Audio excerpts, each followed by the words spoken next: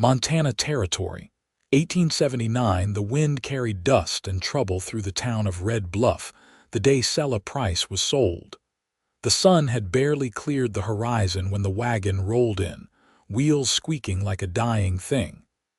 Selah sat in the back, hands tied in front of her, eyes locked on the ground.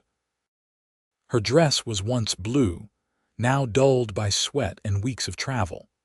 She was 18, with a back stiff from sleeping upright and a heart hardened by betrayal. Her father had sold her to pay off a gambling debt. A man who once read her Bible verses by lamplight now handed her off like a sack of flour. The man waiting to collect her was Vernon Hatch, saloon keeper of the Red Mare. He was wide through the gut and cruel through the eyes.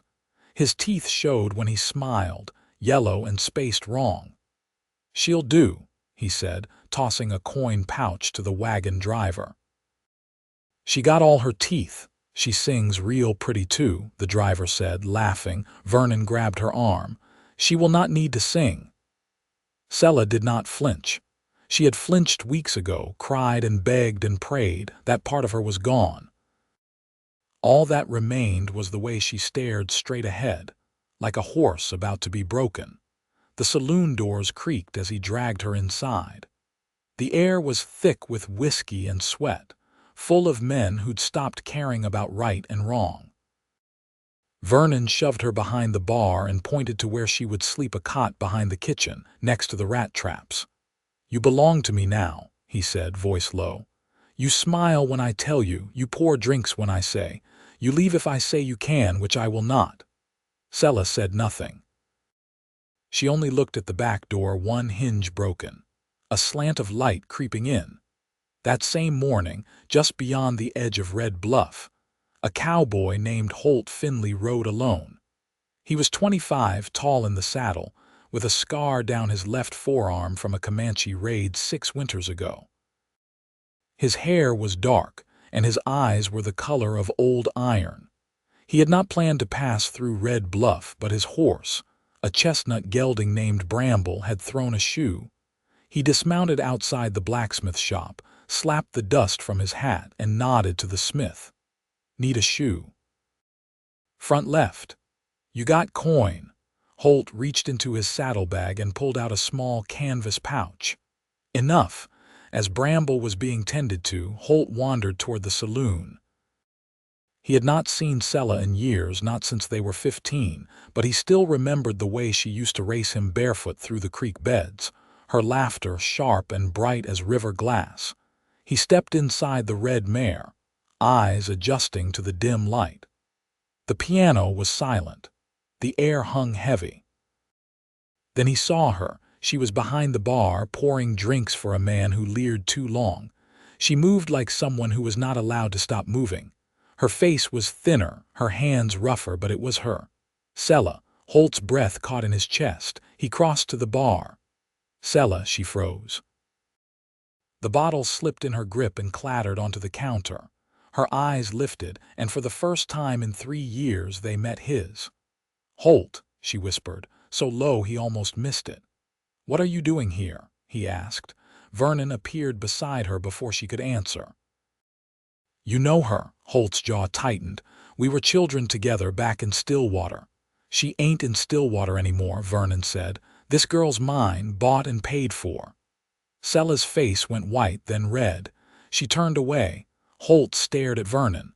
"You bought her," Vernon grinned. "Fair trade. Her daddy had debts. I cleared them. She works them off."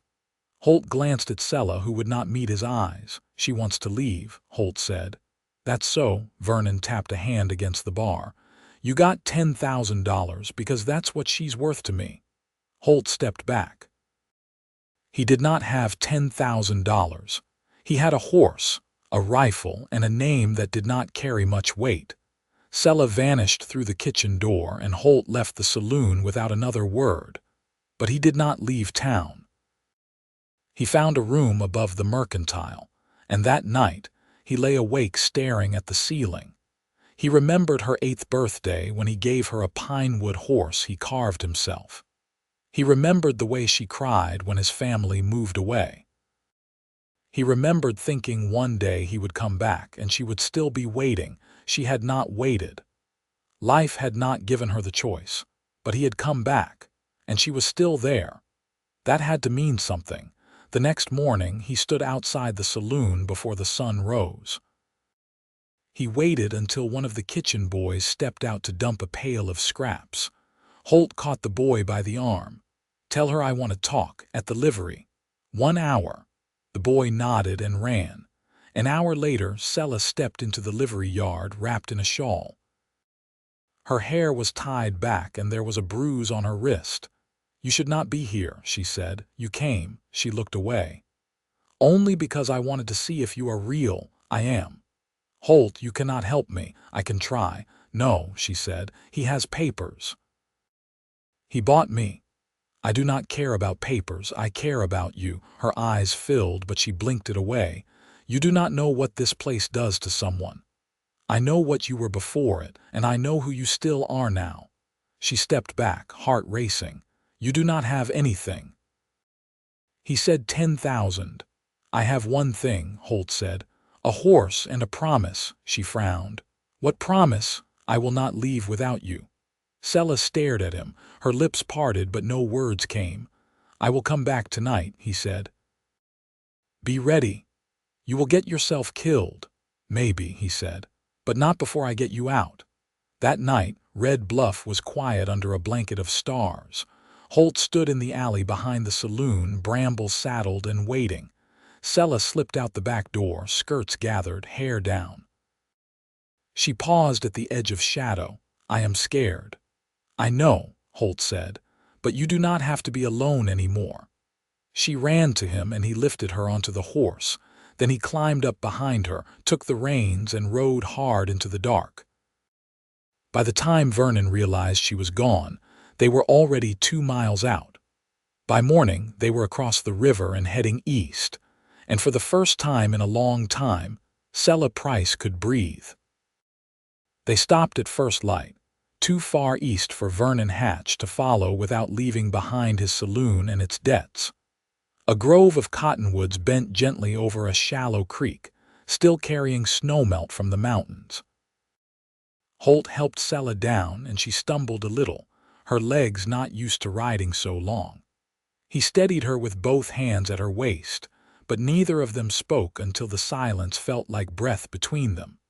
Selah stepped away and knelt by the water, cupping a drink into her palm. The cold hit her teeth sharp, but it cleared her head. "What's east of here?" she asked, brushing water from her chin.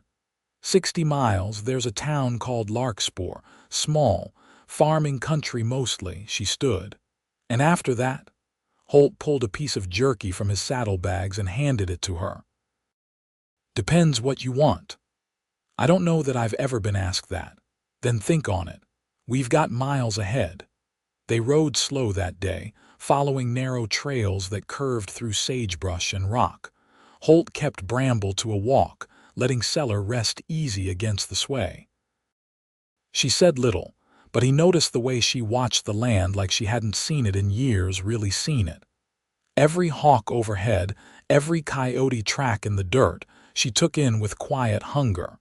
By late afternoon, her voice found its way back. "Did you ever go back to Stillwater?" "Once. After Ma passed." She turned. "I didn't know." She went quick. "Pneumonia." Selah looked forward again, chewing her lower lip. "Sorry." They camped near a stand of juniper that night. The wind carried the scent of crushed berries and the cold came down early. Holt built the fire, coaxing it from dry branches and flint. Selah sat across from him, her knees drawn to her chest beneath her borrowed blanket. She hadn't spoken in over an hour. "Tell me something," she said suddenly. "Something no one knows about you." He looked across the fire. "I can't read music, but I used to play the fiddle by ear. My sister taught me." Selah's brow lifted. "You had a sister, Emmeline, younger than me, married now, lives near Helena." Selah smiled, faint and crooked. "I always thought you'd end up in a city." "You were the smartest boy I knew.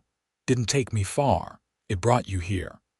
Holt poked the fire, nudging a log that had started to collapse at the center. "What about you? What's something you've never told?" Selah hesitated. "Then, when I was little, I wanted to be a school teacher. Used to pretend the chickens were students. Gave them spelling tests in the dirt." Holt let out a soft laugh, the firelight catching the corners of his eyes. "Bet they were real attentive." The rooster failed every time. They sat quiet after that, the kind of quiet that settles when both people have shared just enough. Selah leaned back on her palms, eyes turned to the sky. "You think Hatch'll chase us this far? No, he's a coward with a temper. He only fights what can't hit back." She nodded, then pulled the blanket tighter. "Then I'll sleep." He stood. "I'll keep watch just in case." But she shook her head. "No, sleep too, we're safe." He hesitated. Then he laid his bedroll a few feet off, boots still on, rifle within reach. As she turned onto her side, he heard her whisper to the dark, "Thank you for coming back." And though she couldn't see him, he mouthed the words, not trusting his voice. "I never stopped meaning to." When morning broke, the world was quieter than it had been in weeks. No clatter of wagons, no barked orders, just the rustle of wind through dry grass and the distant call of meadowlarks. Holt rose first, gathered wood and boiled coffee in the dented tin pot he kept tied to his saddle. Selah woke with her hair tangled and her eyes clearer than before. "I had a dream," she said, stretching slow. "Good one. I was free." He handed her a tin cup. "You are." She didn't answer, but the set of her shoulders said maybe, just maybe, she was starting to believe him. By midday, the hills opened into the first signs of tilled land, rows of dark soil, fence posts leaning into the wind. A boy waved from the edge of a field, then turned back to his plow. Larkspur was close now. Selah leaned back in the saddle, her voice low. "If we keep going, we can find work. There's a widow out there runs a boarding house. I did some fence work for her once. She'll take us in, at least for a while. And after a while, we'll figure it out." She turned her head until his shoulder brushed hers. "You keep saying we. I mean it." She held his gaze, and for the first time since the night they fled, something shifted in her, something soft but certain. "All right," she said. "We'll figure it out." The sun was overhead when they crossed the last ridge and saw Larkspur below, just a scatter of rooftops, a whitewashed church, and the promise of something that might last. Holt touched his heel to Bramble's side, and Selah adjusted her grip on the saddle horn, steady now, eyes forward. They didn't speak again until they reached the edge of town, and even then they didn't need to. The boarding house stood at the edge of Larkspur. 2 stories of weathered clapboard with a low slung porch and sun-faded curtains in the windows. The roof slanted slightly at the corners, as if it had grown tired of holding itself straight. Holt tied Bramble to the post out front and helped Selah down without a word. Her legs were stiff, but she moved on her own now, each step steadier than the last. Inside, the parlor smelled of soap, kerosene, and bread left too long in the oven. A woman in her 40s, with sleeves rolled and hair pinned in a no-nonsense coil, looked up from sweeping. She didn't smile, but her eyes were kind. "Holt Finley," she said, setting the broom aside. "Still alive, then?" "For now, Miss Edith." She looked Selah over, not unkindly but sharp enough to catch what mattered. "She your wife?" "Not yet," Holt said. Selah straightened beside him. "My name's Selah Price." Edith's mouth twitched, but she gave no judgment. "Room's upstairs. 3rd on the right. You'll take meals in the kitchen with the rest of us. Rent's $2 a week, but I'll take half the first week if she helps with washing." Selah's voice was even. "I can work." "Good. Sheets are clean, but don't get used to that. I only do laundry on Sundays." They settled in the room with bare white walls and a basin chipped along one rim. Selah stood at the small window, looking out over a patch of wildflowers that had crept up against the porch rail. Holt set his saddlebags down and leaned against the frame of the door. "You all right?" he asked. "I don't know yet," she said. "Then we'll wait and see." That evening, after supper beans, cornbread, and boiled carrots, Selah helped Edith scrub the long wooden table clean. The other boarders had already drifted to their rooms or back to the yards to finish chores. The kitchen was warm with the smell of dishwater and the last of the coffee. Selah dried her hands on her apron and glanced at Edith, who was wiping the stove. "You ever miss anything?" Selah asked. Edith didn't look up. "Some things." "Like what?" My boys laugh. "The way my husband used to sing in the barn when he thought no one could hear." Selah nodded once.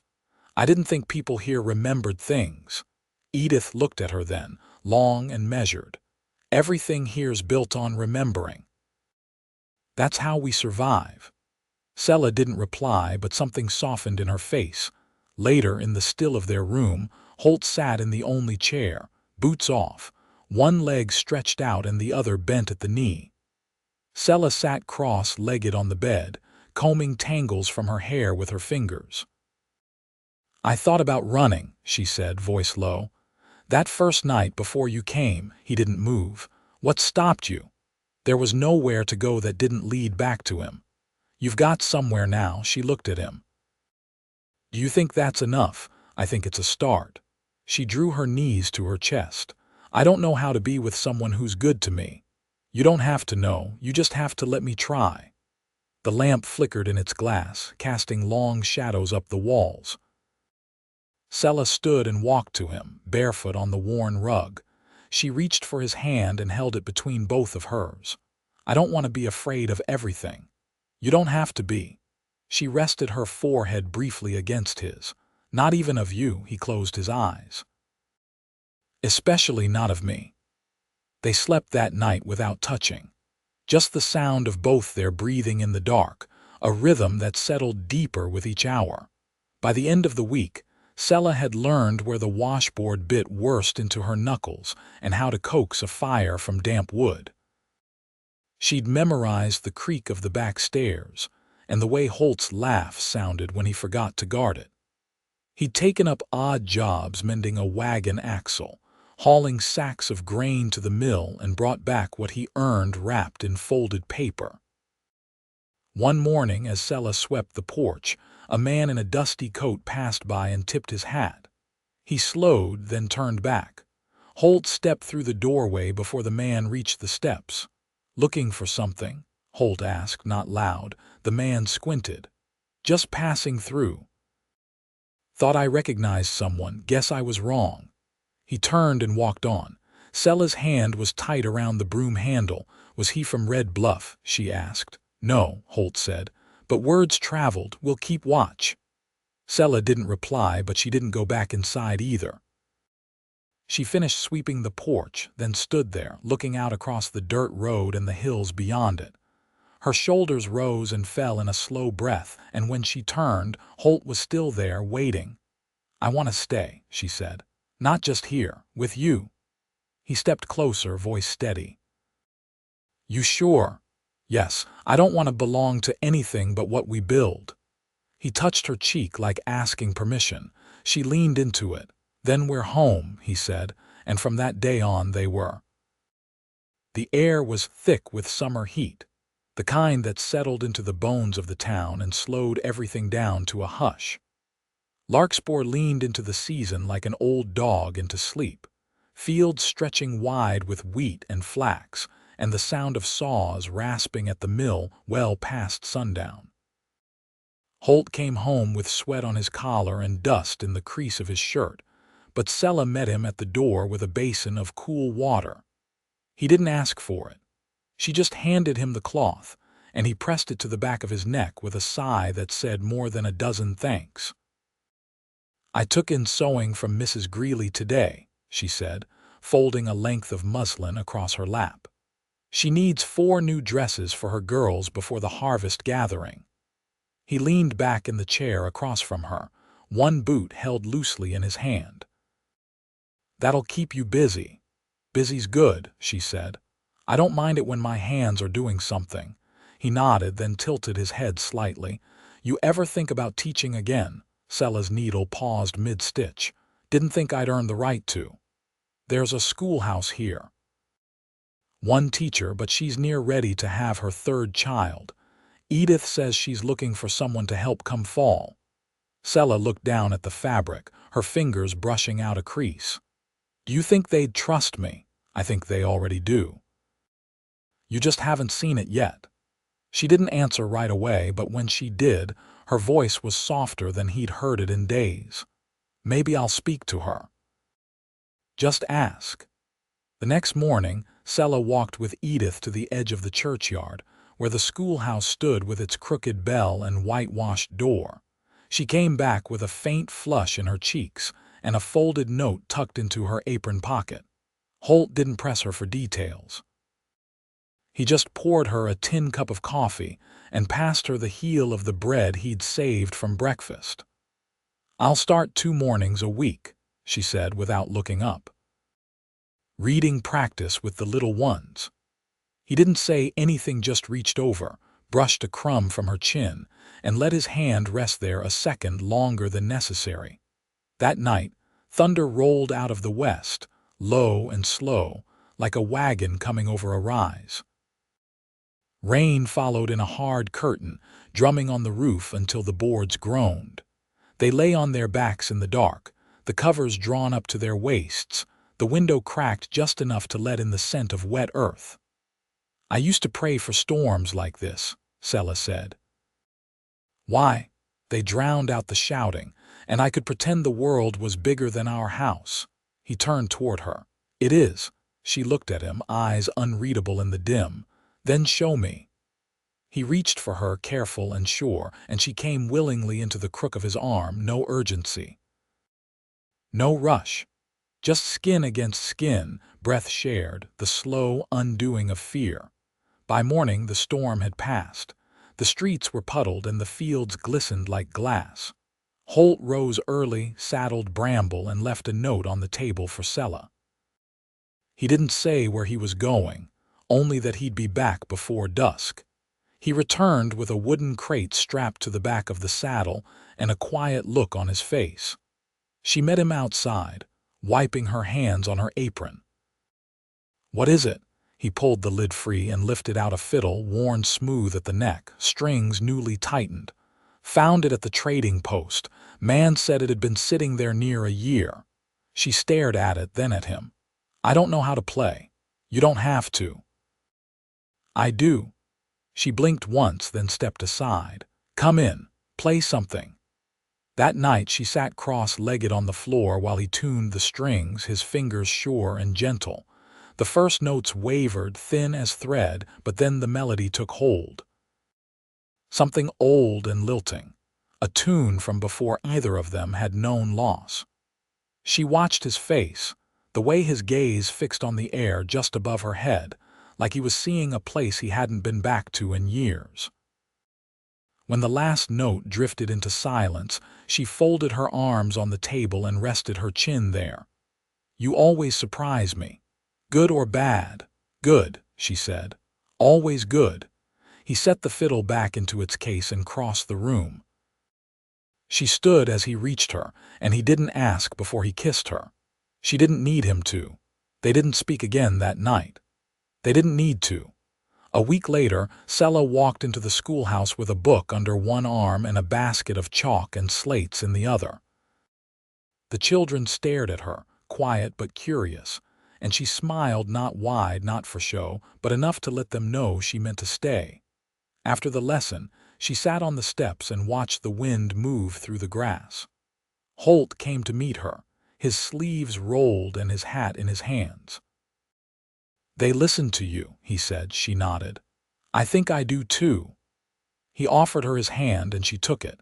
Their fingers laced without thought, the way habits form when they're born from something true. In the stillness that followed, neither of them spoke. They didn't need to ask what came next. They were already living it. By the time the wheat fields turned gold and the cottonwoods began to yellow at the edges, Selah had claimed a rhythm in Larkspur that no longer felt borrowed. She walked to the schoolhouse with a satchel of primers and slates 3 mornings a week, and on the other days she stitched hems and taught the younger children to sound out their letters beneath the shade of the big oak behind the boarding house. Holt worked with a rancher just north of town, mending fences and helping drive stray cattle back to the herd. He came home with sunburned wrists and the easy gait of a man who knew where he belonged. One evening, as the sky folded into lavender, Selah stood in the small garden behind the house, watching the beans climb their stakes. Her hands were stained with soil, and a low breeze tugged at the loose strands of hair around her face. Holt leaned against the side of the shed, arms crossed, just watching her. "You ever think about leaving this place?" she asked without looking at him. He stepped forward and crouched beside her, brushing dirt from one of the leaves. "Only if you ask me to." She smiled faintly. "I don't want to leave. Just wondered what it'd feel like to choose something else now that I could," he nodded.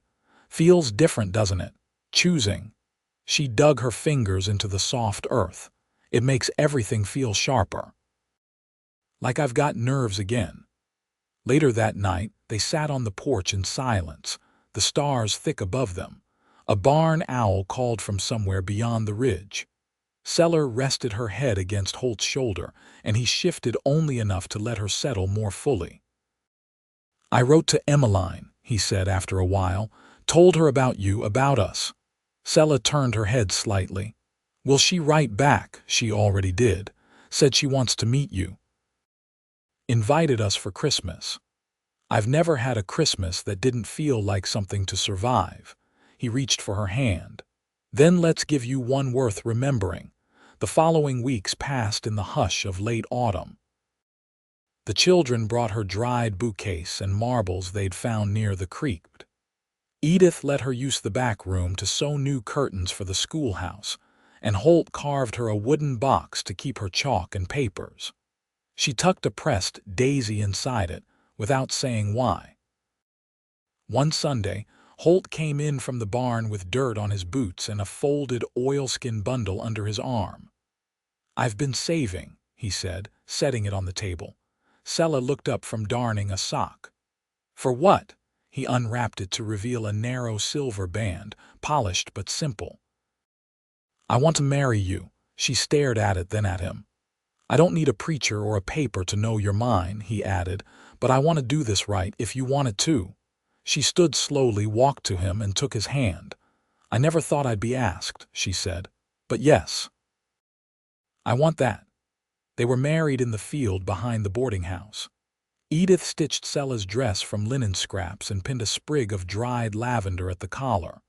Holt wore his cleanest shirt, the collar stiff with starch and his boots polished to a dull shine. Emmeline came down from Helena with her husband and boy, bringing apple preserves and a quilt stitched with initials in every corner. Larkspur's schoolchildren scattered wildflowers down the aisle, and someone played a fiddle that didn't quite stay in tune. When the rain came later that night, soft and steady, Holt and Selah watched it from their window, fingers twined, the room lit only by the glow from the stove. "I didn't think I could ever be this still," she whispered. "You earned it," he said. They built a small home the following spring, just beyond the edge of town. Holt laid the foundation himself, and Selah painted the shutters blue. The garden grew wild with calendula and thyme, and bees hovered in the afternoons. She kept a shelf of books above the hearth and taught reading to any child too shy to raise their hand in class. He kept the fiddle beside the door and played it now and then, never the same tune twice. When their daughter was born 2 winters later, they named her Clara. She had Holt's steady gaze and Selah's hands. The town brought stew and blankets, and Edith wept when she held the child. Years passed. The schoolhouse was repainted. Bramble died old, beneath the shade tree Holt had planted his first year in Larkspur. Clara learned to copy her letters in the dirt, and later took over the chalkboard when her mother's joints grew stiff.